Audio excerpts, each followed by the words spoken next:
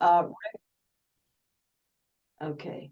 Rick, Lyman, Janet, and Andrew for inviting me, and thank Maggie for her help. I've been working with them for a number of years, and I'm sure you'll agree they are very good at what they do. The topic that I'm talking about today is long-term care planning. I've got to warn you, it's a tough topic, not always that easy to talk about. I have sprinkled a couple of cartoons into this, hopefully to leaven it up a little bit. But I'm absolutely convinced that planning ahead is the best way people can prevent what can be total financial loss and emotional devastation, really. So my goal is that by the end of this webinar, you will have an overall understanding of what we mean by long-term care and long-term care insurance, and you can begin to answer the question, does it make sense for me? And we will take a look at the cost of long-term care here in Massachusetts. Hint, it's expensive.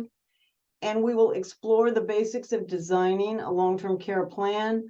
Lastly, we will look at some real-life situations and see what a plan actually looks like.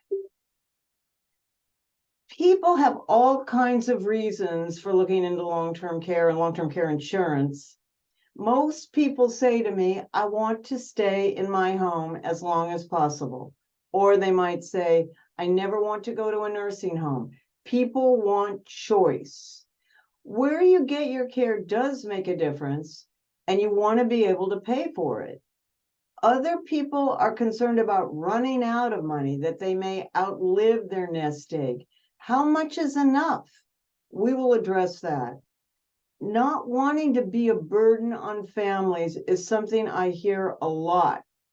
It's well documented that caregivers experience higher than average health problems and depression and anxiety.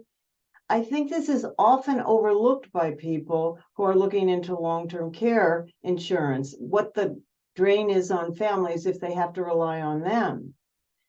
Peace of mind is an intangible, but not having to worry about how you and your family will deal with the long-term care situation can go a long way towards peace of mind.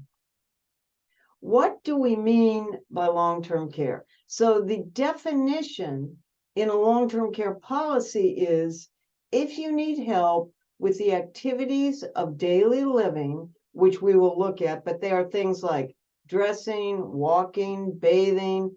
If you need help with the activities of daily living, or if you have memory loss. And as an aside, 40% of people receiving long-term care benefits are receiving them because they have a memory loss situation. So it's very, very prevalent. Long-term care services can be brief with full recovery, or they may continue for years. This is the statistic that sticks out to me. 70% of all of us who live past 65 will need some level of long-term care before passing away. It's just a fact. But on the other hand, younger people may need care too. And when you think of things like MS or accidents or even Parkinson's, in the case of people like Michael J. Fox, people may need care at a younger age as well. What do people do? What do people do? Family is the number one choice in this country. Over 50% of people rely on their families to take care of them. Sometimes this can work very well. A lot of times, not so well. People may think that Medicare covers care, but unfortunately, it will pay for very, very little care, maybe 100 days. And those of you out there who may have had experiences with loved ones needing care, you know this, but a lot of people don't know this and think that Medicare will provide benefits for long-term care. It will not. Medicaid is another government program, and it is for people who have very limited assets, basically no more than $2,000. So Medicaid is an option if you want to either spend down your assets or put them in an irrevocable trust. Just know that if you do that, for the most part, Medicaid will pay for nursing home only. And again, most people do not want to go to a nursing home. The fourth option, and that's the one we'll be exploring, is to transfer the risk to an insurance company, just like you transfer your homeowner's risk to an insurance company, your car to an insurance company. It's the same thing. While we're talking about it, let's take a look at risk. So the odds of your home having a fire, 1 in 1,200. The odds of your auto being totaled, 5 in 1,200. The odds of being hospitalized, 100 in 1,200. But here it is, the odds of needing long-term care, a lot of red, 840 in 1,200. So that's what we're talking about. But we don't want this to be your plan. So that's what we're trying to avoid. Can't hear you laughing, but we're going to take a look now at the cost of care in Newton, which is where I happen to live and where maybe some of you live. But I can do, we can look at the costs in any zip code in the United States. But right now we're looking at Newtonville. And when we look down here, we see that for a home health aide, the average monthly cost right now would be roughly $6,200. Now that is based on needing 6 hours a day. So that means that'd be roughly $35 an hour for a home health aide. And it just keeps going up. So that's where we get our $6,000 a month for care right now. But that only pays for 6 hours of care. Assisted living, now some of you may say, this looks a little low. It is a little low, but they take these averages. And if you needed any kind of extra services in an assisted living, it would be higher than this. So roughly 7,000 to 8,000 at least, if not more, in assisted living. And if you have a memory loss situation, it's going to be even higher. And then nursing home, we all want to have a private room, not a semi-private room. And you see what that cost is. Now, if that isn't bad enough, that's today. But if you see the light blue, that's what the costs are going to be in 25 years. Costs are going up at 3% a year. So you can see that they've doubled. And if you want to just think about it, in 25 years, to have 6 hours a day of care, it's going to be roughly $155,000 a year. And then nursing home is double that. So these costs are staggering and very hard to take in. But it does bring up the question of, you know, how are people going to be able to pay for this without at least planning for it? So the next question is, how long do people need care? This is actually from a few years ago, so it's still relevant, but it just keeps getting longer. And the first thing that may jump out at you is that women need care longer than men. Now, some of you may immediately know the answer why. I've heard all kinds of funny answers, but the reason is very simple. It's because women live longer. So they will outlive men. They're going to live longer, which means they're going to need more care and need it for more years. The insurance company actuaries know this. They know everything. And which is why typically they charge women approximately 30% more. Because 70% of claims are for women. If any of you have been to a nursing home and looked around, it's all men. I'm sorry, it's all women. The men are very popular. And pretty much the same thing in assisted living. So this is the story.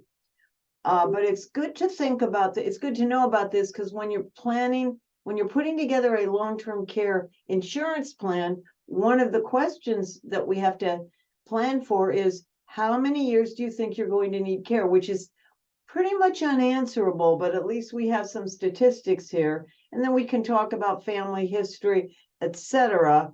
But it's less predictable than you might think, since they keep inventing new ways to keep us alive. So we're just living longer and longer, even if we have certain family histories that would dictate otherwise. Now, the issue of self-funding is complicated. And by that, I mean, many people say to me, I think I can pay for my care myself. I think I can. So the question is, can you? So if we look at the bullet points on the right, we see some of the issues with relying on a retirement plan and your own portfolios to pay for long-term care. So number one, if it's a down market, do you really want to liquidate your assets then? Now, we have some experts in this on the call right now from Financial Planning Solutions. So, I mean, I would urge you, and I'm sure you have, to talk with them, and I'm sure they've done this, but one of the great things about working with a financial planner is that they can plot out, based on your assets, based on how the cost of care is going up, and based on what care is going to cost, what it looks like for you in the future. And it's really important to do that. But again, some of the problems are, if you're relying on your portfolio to provide income, I mean, this is common sense, but if you start chewing away at it to pay for care, obviously there's going to be less. And we see this happen when sometimes a lot of money is used to pay for one spouse, typically the husband, and by the time he passes away, there isn't a whole lot left for the wife. So one idea is to take a relatively small percentage of the total portfolio and use that to buy a long-term care policy, which can serve as a buffer against having to liquidate the entire portfolio and use it for care. So that's what we recommend. We also recommend that for people who do have substantial assets, that maybe they buy a smaller policy, kind of a co-insurance model. So yes, you will use your assets to help pay for care, but if you run into an extended event for many years and many hours of care, you'll have the long-term care insurance to help you because you were smart enough to plan for it. So now we're going to talk about long-term care insurance itself. How does it work? So simply put, long-term care insurance, it's a monthly amount of money. It's a check. People say to me, long-term care insurance is so complicated. It's really not. It's really not. You get a check every month. Maybe the check is for $5,000, maybe it's for $6,000, maybe it's for $7,000. You decide, because you decide that when you build your plan. That check will be used to pay for care in your home, at adult daycare, which we don't have around here that much, but it is popular in some parts of the country, for example, Florida. It can be used to pay for care in assisted living or a nursing home, which is what we want to avoid. So it pays for care. Many people don't realize that long-term care insurance does pay for care at home. So how do you get to receive your benefit? Because people buy these plans in their 50s, their 60s. They may not need care to their 70s or 80s. How do they get the benefit? When you need help, when your doctor says you need help, with 2 out of the 6 activities of daily living, and the doctor has to expect that you're going to need care for at least 90 days. So here are the 6 ADLs, activities of daily living. Bathing or showering. I spend a minute on this because these are the triggers. This is the key to the kingdom. This is how you get your money. Transferring means walking, moving, or going up and down stairs. toileting, eating, dressing, or incontinence. If you need help with 2 out of the 6, that's one way you get your check. Memory loss stands alone. You can have memory loss and be able to do all these things like my mother was. But still, because you have memory loss, you may not be able to remember when to take your medication, what your medication is, or even worse. So as I had said earlier, this accounts for 40% of people needing care. So it is, to get long-term care insurance, you have to be in very, very good health. And that is why you will hear me say over and over again, it's best to buy this when you are as young as possible, because that's when you are probably as healthy as you're ever going to be. But somehow, I don't think the memo has gotten out, or people are just not tuned into it, or maybe they have competing issues that they have to spend money on, like college tuition and things like that. But if you can do it, earlier is better, younger is better. Why? Your premiums will always be less. You will be, as I said, at your healthiest. And because of a factor called inflation provision that you can put in a plan, your policy will have the ability to grow longer, just like an IRA or retirement vehicle. So qualifying for coverage is not easy. You have to be in good to great health. These are some of the issues that we look at. And, having said all that, certainly I've been doing this 21 years, and I have provided long-term care insurance for many people who have the following types of conditions: high blood pressure, as long as it's managed; high cholesterol, which a lot of people have. A lot of people who've had cancer can qualify, as long as it's in the past and they were treated, and it's gone over it's been a number of years. So muscular skeletal issues, as long, again, as that's in the past and they're all right, can be okay. But we do run into trouble with people who have really bad backs, bad hips, bad shoulders, all of this kind of stuff. And I really question people at length. I take an extensive health history. Why?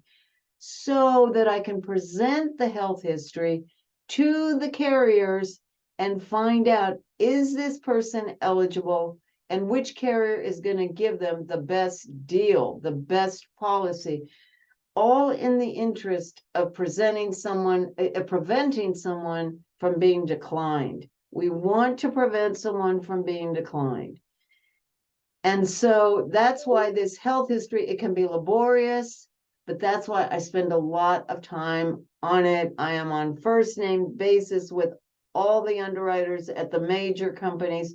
And really, that's what you want. And the last thing you want is for someone to just cavalierly say, oh yeah, that looks good, and submit the application. And then all of a sudden you're declined.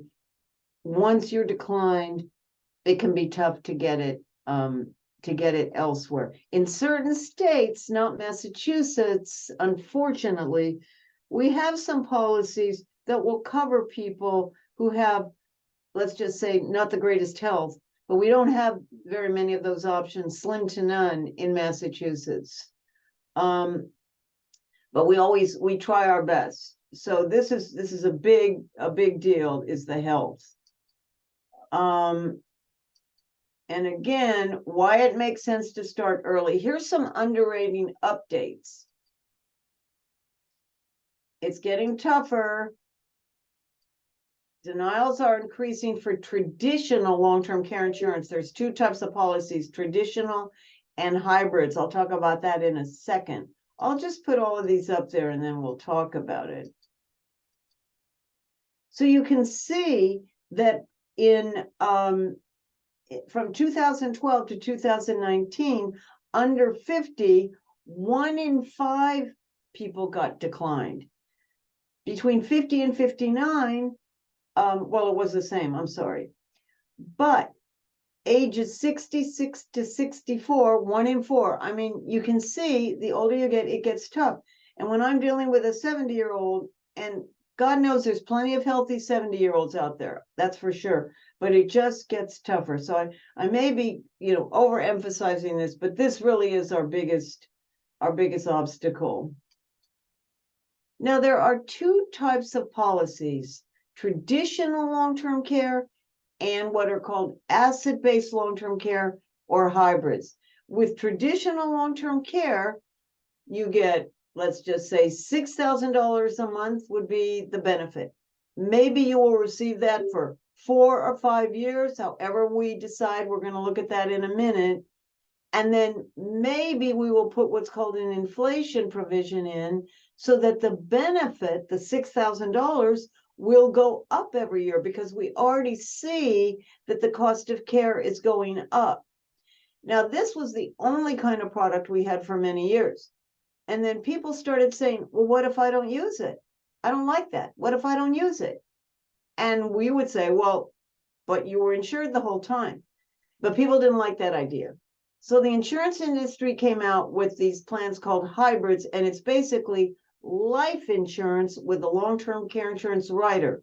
The main point is, if you don't need care, your heirs will get a death benefit. And so your heirs will receive a life insurance death benefit, which will be returned to them most or all of the money you put into it. So there are a lot of attractive features to these hybrids. They do cost more, but some of the attractive features are the following. One that I just said: if you die and don't use it, your heirs get the money back that you put in. Another feature is rates can never go up. With traditional plans, rates can go up.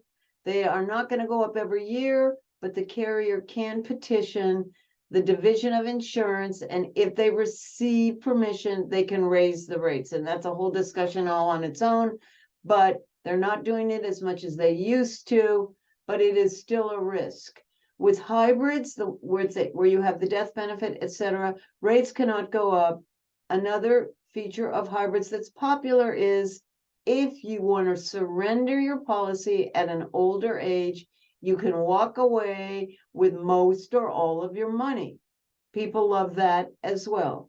Another feature is you can pay it off with one single premium, or over a limited period of time, say 5 years or 10 years.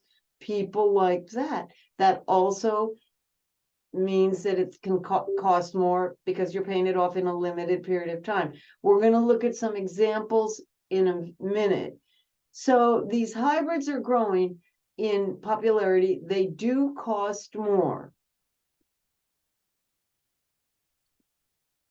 So now let's talk about designing a plan. How do you design a plan? So first, you pick a monthly benefit.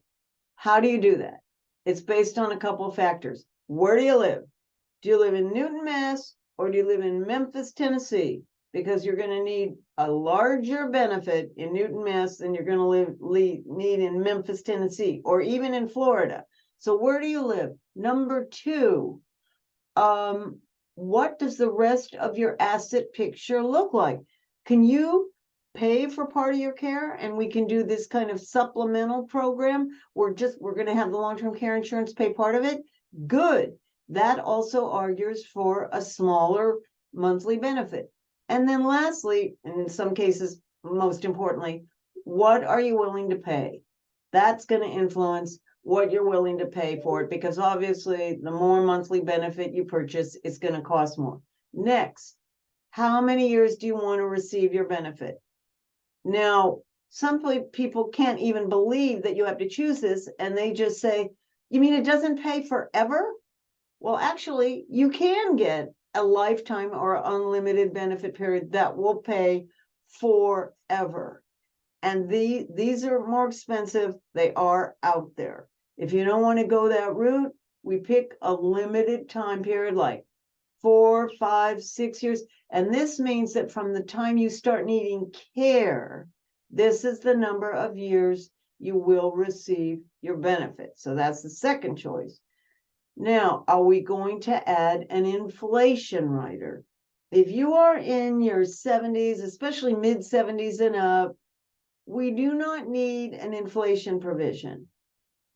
Whoops, first I want to talk about the pool first. Sorry. We're designing a pool, and what that means is we will take the benefit amount times the years.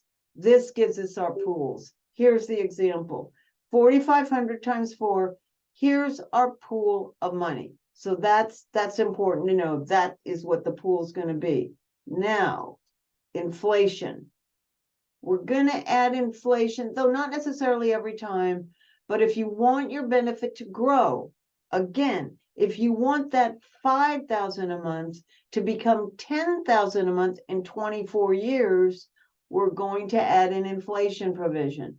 But if you're in your mid 70s and up, we may not, or we may not anyway, but it definitely enhances the value, and it also enhances the cost. All of these plans have a deductible. It's called an elimination period. You can get a 0-day wait, or you can get a 90-day wait. Some people say, I'm getting a 90-day wait because Medicare is going to pay the first 100 days. And I have to say, is it? Maybe. Depends on the situation. So we go through that. But obviously, if you get a 90-day wait, it's going to cost less, just like if you get a larger deductible on your health insurance. Other things you can add. Couples often add a shared care rider. So I have a plan that this isn't in real life, but let's just say I have a plan that pays 5 years of benefit. My husband has a plan that pays 5 years. We buy shared care. Now we're sharing 10 years. Very popular. Offers a lot of flexibility. And then there's other things that happen. You don't pay premiums when you're receiving benefits. They can't cancel you for any reason. Care coordination, the carriers offer this, and it's a very valuable service. Just to let you know, these are the carriers that we have access to, but it's kind of a shrinking industry, although hybrid market is growing a little bit with new entrants. So now we're going to talk about some real life examples. I'm just going to I'm going to put these out here. So these people called me and they said, you know what? I have a life insurance policy. It's got $120,000 of cash value in it. I don't need the life insurance anymore.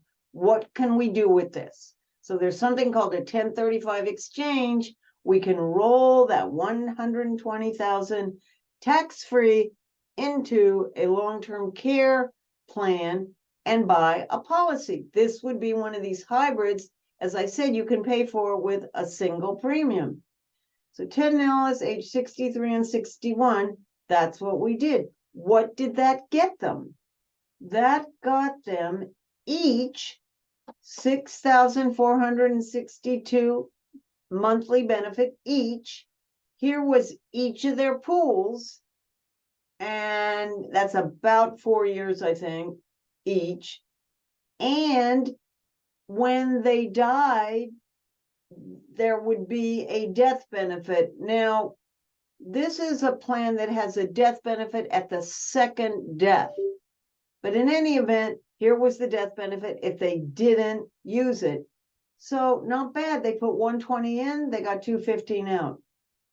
If they wanted to have this pay forever and not just for a limited number of years, they would have gotten $48.61 a month each instead of $64.62.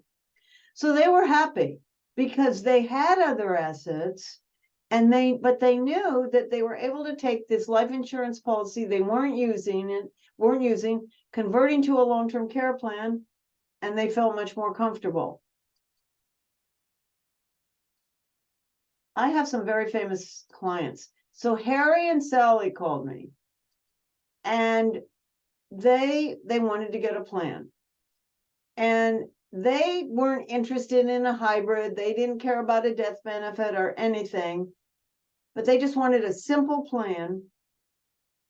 So, traditional plan. They were going to get a $10,000 monthly benefit, and their pool was going to be $360,000 each. So that's roughly at 3 years each. We didn't put in any inflation. Annual premium was $55.20 for the two of them. Just a simple plan. Just another way to go. They had excellent help.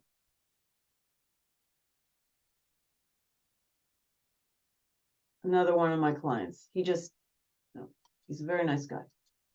So Vince Vaughn called, and this was a hybrid. So $5,000 a month. Here was his pool, $5,000 a benefit. Here was his pool. He had a 90-day elimination period. We added inflation. So that means that his benefit went from $5,000 to $11,400 at age 80. So in roughly 30 years, his pool doubled, and the death benefit grew a little bit, and his premium was for 10 years only $75.36. We had him pay this off in 10 years. So these are some examples of the types of plans that we can that we've put together for people. We don't want this to be your plan. This is the cartoon. All right. How do we select the best company? Just like this. People ask this a lot. Is my carrier going to be around? We only use highly rated carriers. And one piece of information, Massachusetts Division of Insurance Guarantee Fund guarantees that even if a company went out of business, you are guaranteed to receive at least, they would have to make you whole up to $300,000 per policy. This has not happened in the state of Massachusetts, but that is out there. But we only use highly rated carriers. So again, I'm winding down here, and I'd welcome any questions if you have them in a minute. But if your concern is to maintain independence and to ensure a choice of care and to not outlive your nest egg, pass assets onto your loved ones, and most importantly, relieve a burden on your loved ones, I think you can see that long-term care insurance can go a long way in helping you do that. Lastly, this is my mother. I went through a long-term care situation with her. This is many years ago. She had long-term care insurance, thankfully. She had memory loss. She was in assisted living for 4 years. But so I've been through it. I helped her with her claim. At this point in time, I've helped many of my clients through claims. And I have experience with that, which I want to help people with claims. I want them to call me if they go on a claim. And then very lastly, there's my new grandson. So a lot of this is about planning for the next generation so that you won't be a burden, and so that if you do have assets to pass on, they will be available. Any questions?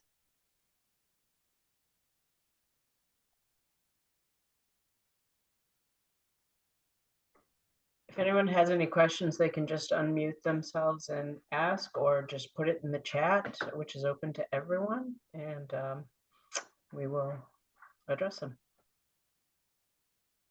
So Leni, I have a question. Yeah. And I think I know the answer, but maybe things have changed. You know, we work with some pre and post-divorce people here at Financial Planning Solutions. If somebody buys a shared benefit policy and they receive like a spousal discount, or it's shared, like in other words, like 4 years, but now they've got 8 shared, and they get divorced, how does that all work? Okay.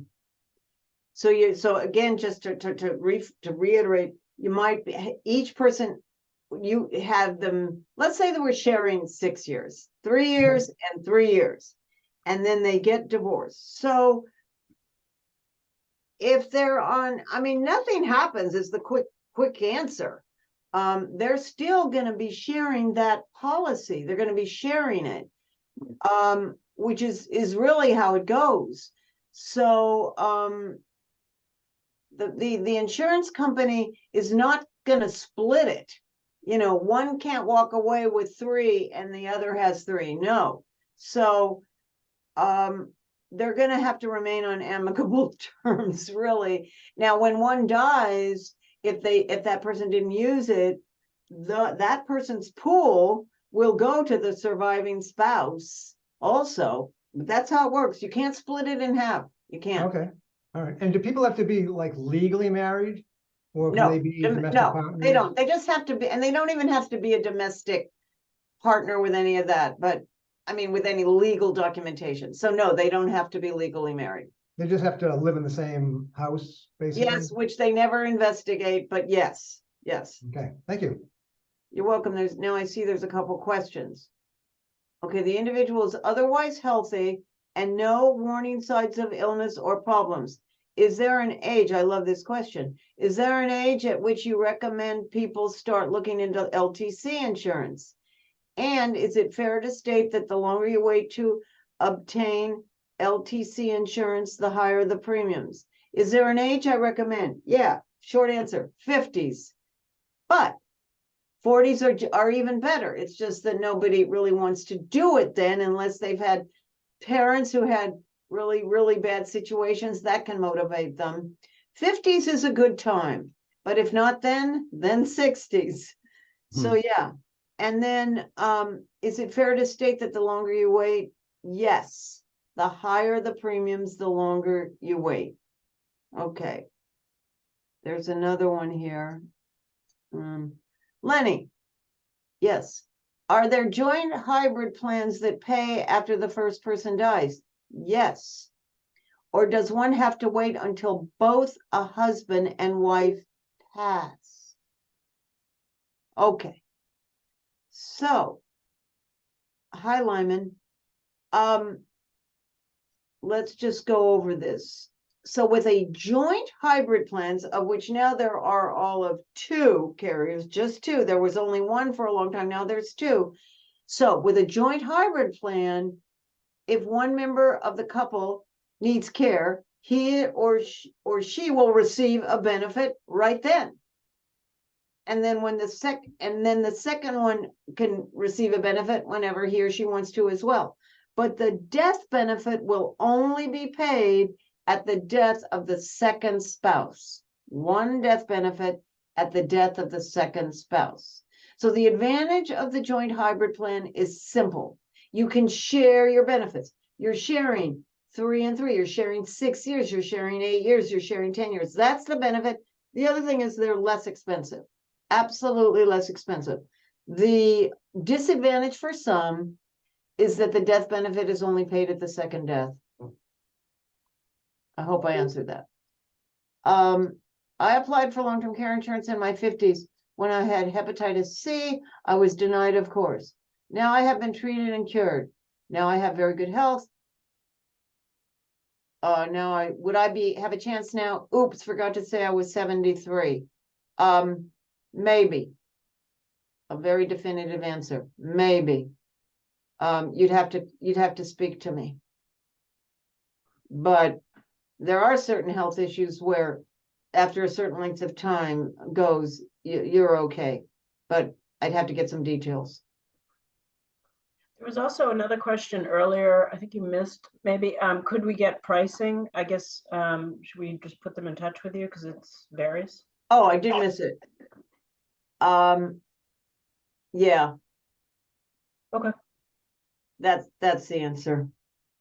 Depends on your age, depends on male or female, depends on how you design your plan, and depends on your health. So that's the story.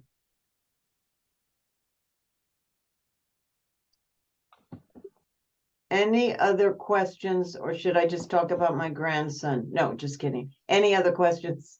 Hello, I have a question. Yeah. Okay, yeah, hi, this is Rick. I'm a client at FPS. Yeah, I have a question. If you just sign up for a benefit plan of like $5,000 a month and you've started long-term care, if you're only incurring an actual cost of say 4,000 a month, does the insurance company give you 4,000 or does it give you 5,000? Excellent question, Rick. And the answer is, depends on your plan. Okay, Some will reimburse based on the actual cost of care, but the balance will remain in your pool. So it's not Yeah. that you'll never get it. Some will pay you the full benefit, doesn't matter what the cost of care is. Hmm. And that brings up the point that with some carriers, your benefit will be paid in cash and you can use it to pay family members or whoever you want, which is kind of a big deal. Others will not do that. You have to use a licensed caregiver. Hmm. So there's all kinds of ins and outs. Yeah, Okay. All right, thank you. you're welcome. More questions?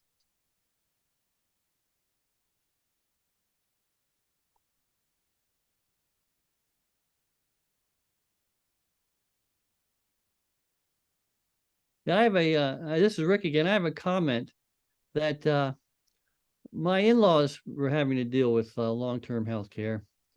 They were both in their late 80s and 90s. And one of them, they had a lot of trouble passing through the hoops to start the long-term care. If you looked at my father-in-law, anyone who looked at him would have said, yeah, he needs it, but he couldn't pass the nitty-gritty items in the list, and he never got it. And it turned out that it seemed to be very important for older people like that to have an advocate to talk to the insurance company, because the older person themselves just wouldn't be able to deal with it all. And I was wondering if you have any comment on that, if that. I do. And I'm sorry to hear that. I'm sorry to hear that, Rick. So, number one, you need help with 2 out of the 6. And I'm not saying he didn't. You need help with 2 out of the 6 activities of daily living or have memory loss. That's the first thing. Number 2, the doctor has to send in the records. Sometimes there's a lot of problems with getting the records from the doctors back and forth and all of that, which also argues for what you're talking about, not just an advocate, but someone who knows their way around how to get paperwork submitted and all that stuff. Certainly the insured's not going to be able to do it. Maybe their spouse is not either. Maybe an adult child can help out. Going through the claims process, I mean, I've been through it many times. It's not necessarily a slam dunk. But that's how it goes. 2 out of 6 and memory loss. Now, I will say something. Here in Massachusetts, there's a home health care company that I really like. And why do I like them? Because they will help file the claim. And it's just wonderful what they do for people.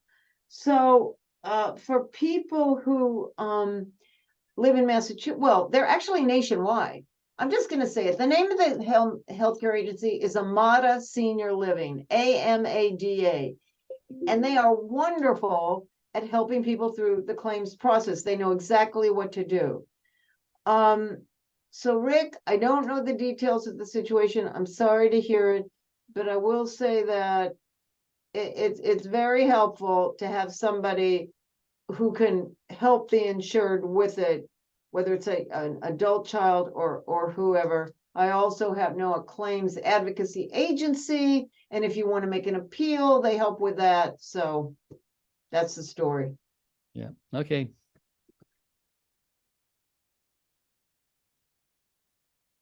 Yep. But I help my clients, and the reason I mentioned about the medical records is this is where things can get bogged down if they don't get the right records from the right department, from the right doctor, and somebody's just got to be on top of that. Yeah. Sometimes that's the log jam. It's simple as that. Yeah, Yeah.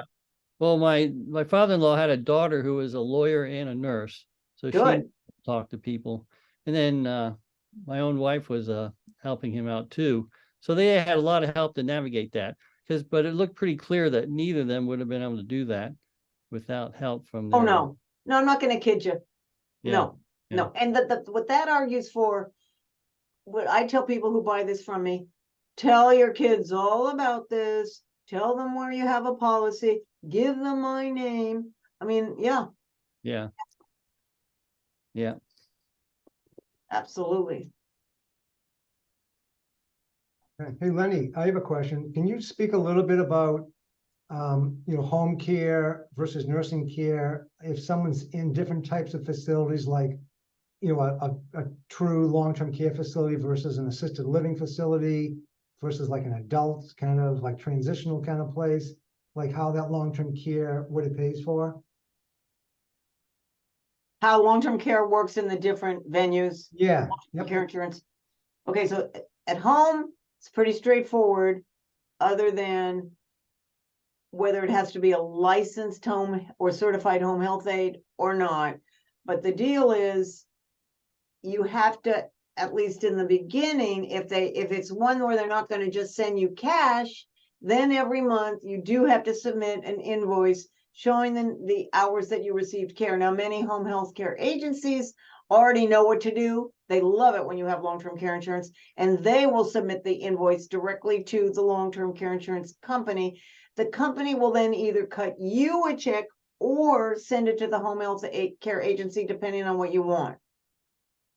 Now, assisted living is, for those who don't know, assisted living is where you pay a monthly amount, 6, 7, 8, 9,000 a month. And in that instance, the bursar's office, or whatever you want to call it, from the assisted living will submit the invoice to the long-term care company, and then the person in the assisted living is reimbursed. That's typically how that works. Now, I forgot to say when I was talking to Rick, if someone's handling the claim for the insured, the insurance company is going to want to see a power of attorney in order to speak to that person. That's just a detail. So for assisted living, it's straightforward. Now, there are things called continuing care retirement communities. Is that what you're referring to, Rick? yeah, pretty much. Yeah. Newbridge on the Charles. There's a bunch of them. Sure.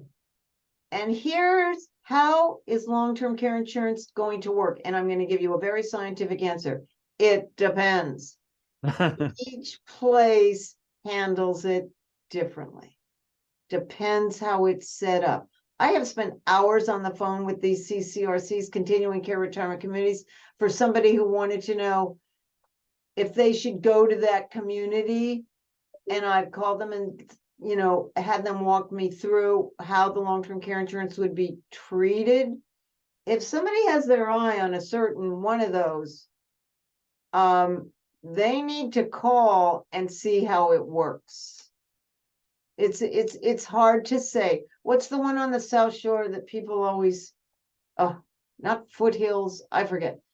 The CCRC there will, they'll take it, but it just depends on the fee structure and how they work it. So it's not a straightforward answer. I've heard an expert on CCRC's talk, and that was basically what she was saying too. It's handled differently by each one.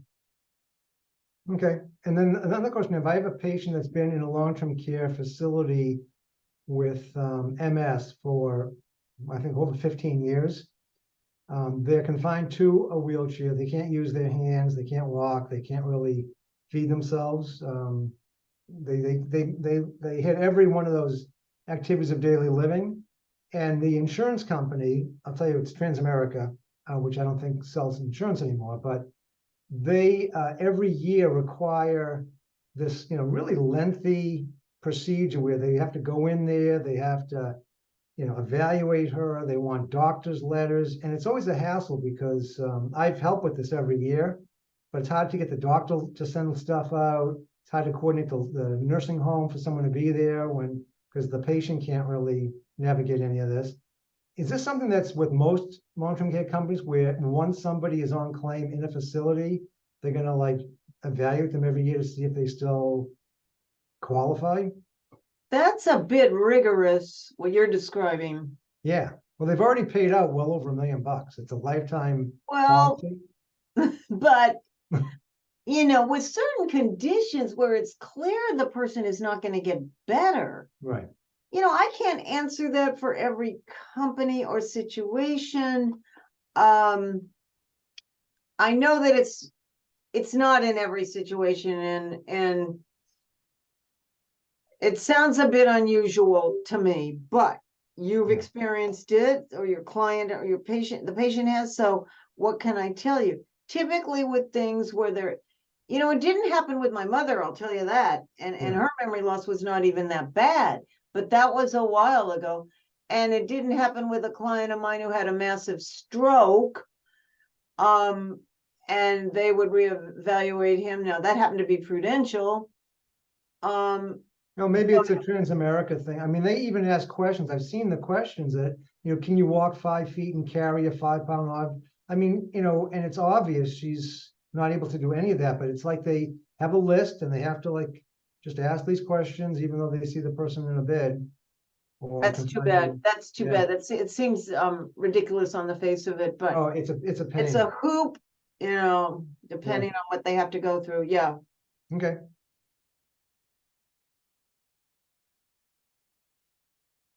I mean, I really I appreciate that question, and I get them, and there is some bad press out there about long-term care insurance, but I tell you, people like, and I'm not saying people like getting those checks. They do. So when you need care and you've got 6, 7, 8,000 a month tax-free coming in, people are grateful. Yeah. Absolutely. Yeah. Any other? And I mean, just one other thing, speaking to the denial, and I'm the same way. Nobody thinks anything's going to happen to them. I don't think anything's going to happen to me, but it does. That's it. Lenny, I have a question. Hi, Lyman. You mentioned that age 50 is the ideal time. A lot of our clients are older than that. So are there some considerations that people should keep in mind as a person maybe in their 60s or 70s, considering applying for long-term care coverage? Can you expand on that a minute? I'm not sure I know what you're talking about. Yeah. Considerations meaning? Well, it's my understanding that like as you get older, that you might pay a higher premium than when you're younger. Also that there could be, if you apply when, say, you're in your 50s or even say now versus, when you're in your 70s and 80s, that you're protecting yourself against a potential health risk that might develop that might prevent you from getting the insurance. Are those valid concerns? Now, are you saying that you should, let me make sure I understand. Are you saying that which is what I was kind of saying, but it's best to get it younger because you don't know what's going to happen to you down the road? Is that kind of what you're saying? No? It's my understanding that that is true. So correct me if I'm wrong about that, but I was also, just for the benefit of the people on this call, I know that most of them are not in their 50s. So, Right. the idea of applying in your 50s may not That really ship be an has option. sailed. Yeah. I talk to people in their 70s every day, Lyman, every day. So it's never too late as long as you can qualify. Well, it is too late. Like 85, I think, is the latest on a lot of policies. And even then, some of them are 80. It's worth looking into no matter what your age. But that's about the best way I think I can answer it. And I can usually give people a pretty good idea of whether or not they're going to be able, that they can at least be considered. They can at least be considered. And a lot of people in their 70s can be considered and are approved. But certainly that's one of the advantages of applying when you're younger, is that if you currently don't have any health issues or concerns, then you can probably get the policy versus, if you have like 3 major health issues going on when you're older, that could rule out even getting a policy. Is that still accurate? Absolutely. Absolutely. Yes. Okay. Thank you. And I mean, just to tail on to that, if like, if you're in your 50s and again, I guess nobody in this call's in their 50s, so it's sort of irrelevant. But even if you're in your 60s and you have, let's say, high blood pressure and it's being managed, but then by the time you're in your 70s, it may become more of an issue. I'm not sure that's the greatest example, but the little things can become worse. I'm just piggybacking onto what you said. And Lenny, I'd like to speak to something because I've seen this many times over the years. As you pointed out that, when someone has a long-term care policy, the rates can go up if the whole class of policies increase. And I've had several people that have sat in with us to do financial planning and said, oh, I had a long-term care policy, but it went up, so I dropped it. And if you could just speak on why you shouldn't do that and the alternatives that someone can use if that happens versus just paying the increase. There are some options for them. Can you just talk on that a little bit? Yeah. So never drop it. Never drop it. Rule number 1. Rule number 2, call me and I'll tell them what they can do. No, the thing is, the insurance company usually will send what we call landing spots. And they'll say, okay, you had a 6-year benefit period, and this is costing you $3,000 a year. And it's going to go up to $3,500. Let's scale you back to a 5-year benefit period, and you can keep paying what you were paying. They will give you options, and that's what you should do.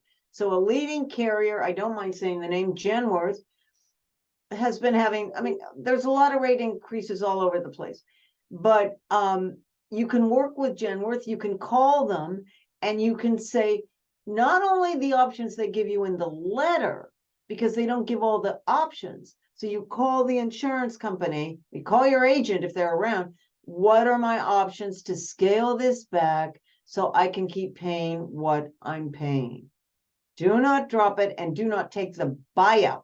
That's what the carriers want too. They'll say, look, well, you can take your policy. You end your policy and we're going to send you $60,000. Isn't that great? No. Because if you keep it, you might receive $300,000 in benefits. No, don't take that $60,000. So there are options to reduce your coverage and then keep paying what you were paying. That's the story. Good story. Well, we're coming up on the hour, so I want to be cognizant of the time for people that need to go. But if you want to stick around for a few minutes, Lenny, if you've got a couple of minutes to answer some other questions. Otherwise, if you have any questions, I would write down Lenny's email address and her phone number. You can also reach out to us and we can answer questions and connect you and do all that as well. Yeah, if anybody has questions. Oh, something went in the chat. Oh, thank you, Teresa.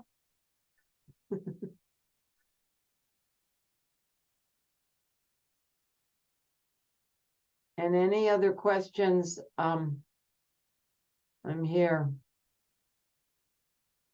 I just wanted to toss out if anybody has policies and they want me to look at them and everything, that's fine too. And I'm not in, I don't replace policies. Keep them.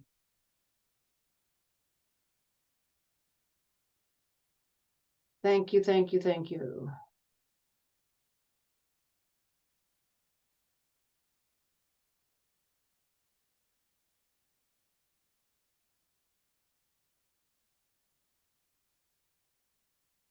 So if anybody has anything they want to shout out or put in the chat, yeah. Okay, looks like we're pretty good. Yeah. It's down to 8.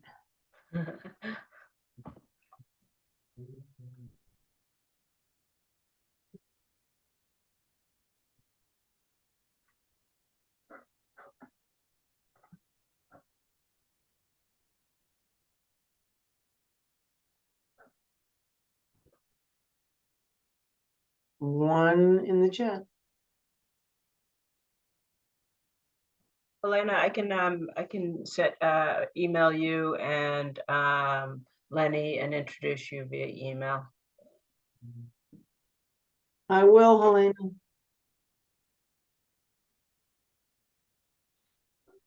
Great. Well, thank you everyone for attending.